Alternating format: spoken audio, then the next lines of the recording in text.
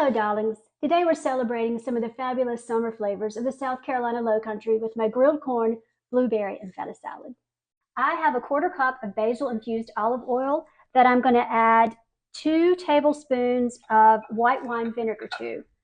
To that, I'm going to add about a teaspoon of Dijon mustard and another teaspoon of fresh local honey. You can do this to taste. I'm going to season the vinaigrette with some salt, pepper.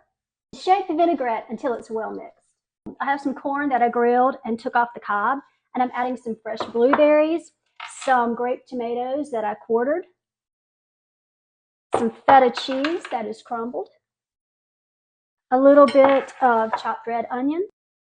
And now I'm just going to toss everything in some of the vinaigrette that we made earlier. I picked some basil out of my garden. I'm just going to add a few pieces to a bowl of salad greens. And I'm also going to add one more little drizzle of the basil vinaigrette. Then it's easy. Just top it with the corn, blueberry, and tomato mixture. Season with a couple grinds of black pepper and garnish with some salted pistachios. Happy summer, and remember, keep celebrating everything.